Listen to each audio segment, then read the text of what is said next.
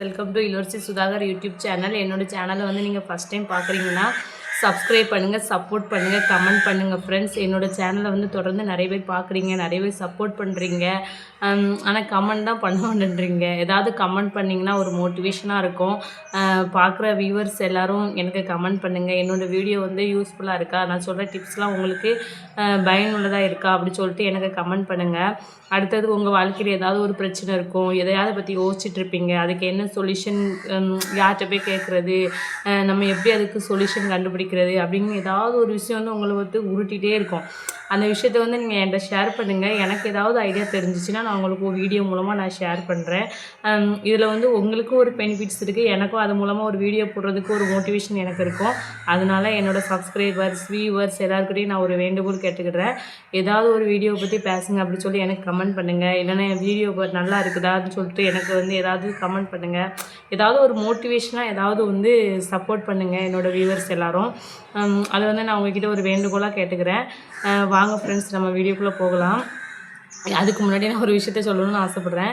என் video பார்க்குற எல்லாருமே எப்போவும் சந்தோஷமாகவும் ஹாப்பியாகவும் இருக்கணும். யாரை பற்றி எதை பற்றி யோசிக்கவே கூடாது.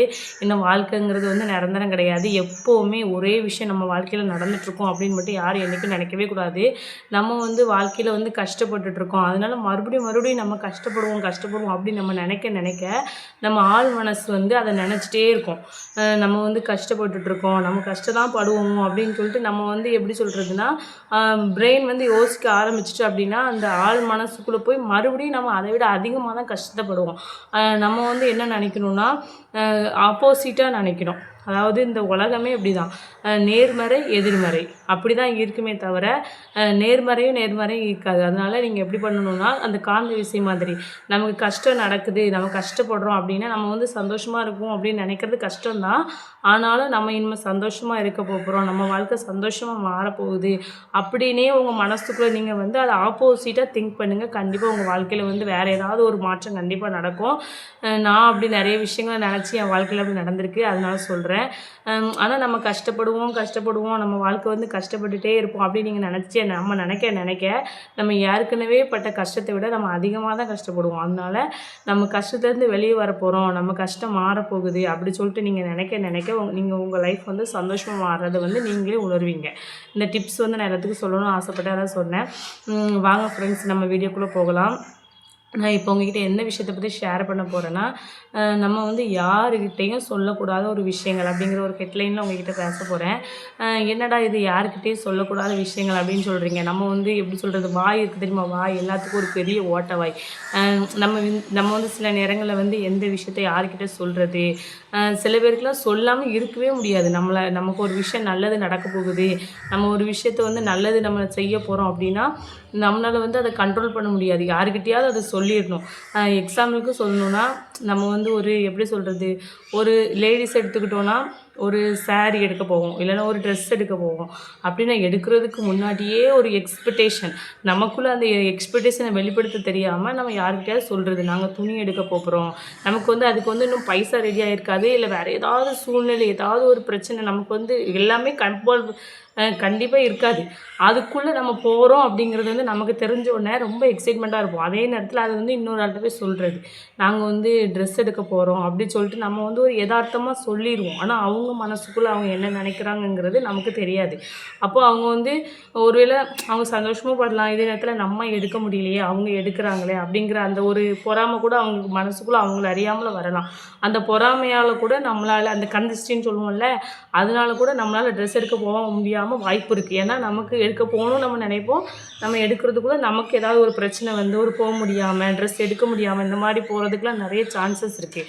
அதனால் எந்த ஒரு விஷயத்தையும் நம்ம எடுக்கிறதுக்கு முன்னாடி எடுக்க போகிறோம், வாங்க போகிறோம், இல்லை வந்து ஒரு இடம் வாங்க போகிறோம், இல்லை ஒரு கார் வாங்க போகிறோம், இல்லை ஒரு நகை எடுக்க போகிறோம், நகை எடுத்திருக்கோம் அப்படிலாம் வந்து இந்த மாதிரி விஷயங்களை வந்து நம்ம யாருக்கிட்டேயும் சொல்லக்கூடாது. சொன்னோன்னா அது நடக்காமல் போகிறதுக்கு நடக்கவும் செய்யலாம். சப்போஸ் நடக்காமல் போகிறதுக்கு ரொம்ப காரணமாக இருக்குது. அதனால் இந்த மாதிரி விஷயங்கள்லாம் நம்ம அவசரப்பட்டு யாருக்கிட்டேயும் சொல்லக்கூடாது. அதுக்கப்புறம் வந்து நம்ம வீட்டில் வந்து மளிகை சாமான்லாம் நம்ம வந்து வாங்குவோம். சில வீட்டிலலாம் வருமானத்துக்கு தகுந்த மாதிரி நம்ம வாங்குவோம்னு வைப்போமே, அப்போது நிறைய வாங்குவாங்க, 1 கிலோ 1/2 கிலோ அப்படின்னு வாங்கும்போது அவங்க வீட்டில் பட்ஜெட் அவங்களோட வருமானம் தகுந்தபடி அவங்க வாங்குவாங்க. ஆனால் அவங்ககிட்ட போய் சொல்லும்போது இவ்வளோ மளிகை சாமான் வாங்குறாங்களா, நம்மளால் அப்படி வாங்க முடியலையே அப்படின்னு சொல்லிட்டு அவங்க வந்து ஒரு ஏங்குவாங்க. அப்படிங்கும்போது அடுத்த மாதம் நம்மளால் வாங்க முடியாமல் போகிறதுக்கு வாய்ப்பு இருக்குது. அதனால மளிகை சாமான் வாங்குறதையே நம்ம யாருக்கிட்டேயும் சொல்லக்கூடாது.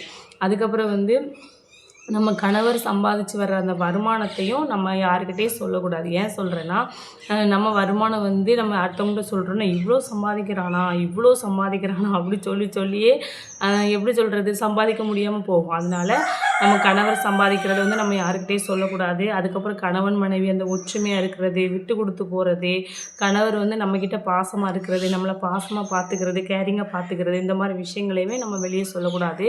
அதுவுமே நமக்கு அதுக்கப்புறம் சண்டை வர்றதுக்கு நிறைய வாய்ப்புகள் இருக்குது. அதுக்கப்புறம் வந்து நம்ம கன்சீவ் ஆன பிறகு ஒரு 3 மாதத்துக்கு நம்ம கன்சீவாக இருக்கிறோம் அப்படிங்கிறத வந்து நம்ம யாருக்கிட்டேயும் சொல்லக்கூடாது. அதுக்கப்புறம் வந்து எந்த ஒரு விஷயத்தையுமே நம்ம வெளியே வந்து சீக்கிரமாக சொல்லாமல் இப்போ நகை எடுக்க போகிறோன்னா நகை இப்போ வந்து சிலவங்க நகை எடுத்து பீரோவில் வச்சுக்கிடுறது, யாராவது தெரிஞ்சவங்க இல்லை அக்கா தங்கச்சி யாராவது சொந்தக்காரங்க வந்துட்டாங்கன்னா உடனே காமிச்சிட்டு இந்த நகையை நான் வந்து எடுத்தேன், இவ்வளோ ரேட்டுக்கு எடுத்தேன் அப்படி சொல்லிட்டு நம்ம காமிப்போம். போடுறதுக்கு முன்னாடியே காமிப்போம். அப்படிலாம் நம்ம காமிக்கவே கூடாது. ஏன் சொல்கிறேன்னா, நம்ம வந்து அப்படி காமிச்சோன்னா அந்த நகையை வந்து நம்ம ரொம்ப நாள் அனுபவிக்க முடியாமல், அதுக்கப்புறம் வந்து அதால் நம்ம வந்து போட்டு பார்க்கவே முடியாது.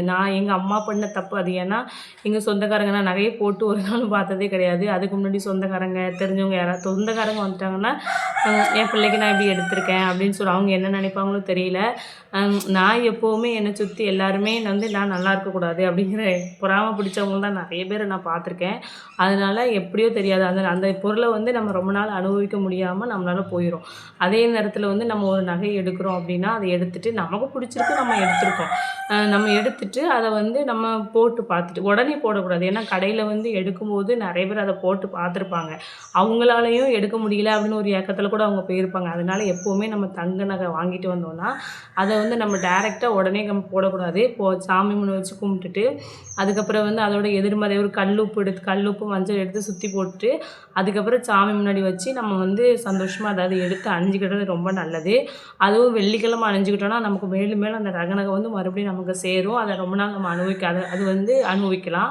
அதுக்கப்புறம் வந்து நம்ம தங்க நகை போட்ட பிறகு அவங்க பார்க்க தானே போகிறாங்க, யாராக இருந்தாலும் பார்க்கும்போது நீ புதுசாக எடுத்திருக்கியா, ஆமாம் எடுத்திருக்கேன், அதோடு முடிஞ்சிடும். அதுக்கு முன்னாடி காமிச்சிக்கிட்டு அதுக்கப்புறம் போட முடியாமல் போகிறதுக்கு நம்ம அதுக்கு காமிக்காமே இருக்கலாம். இந்த மாதிரி விஷயங்களை வந்து நம்ம யாருக்கிட்டையும் சொல்லாமல் இருக்கிறது, காமிக்காமல் இருக்கிறது ரொம்ப நல்லது. நான் சொன்ன டிப்ஸ் எல்லாம் உங்களுக்கு பிடிச்சிருக்கும்னு நினைக்கிறேன்.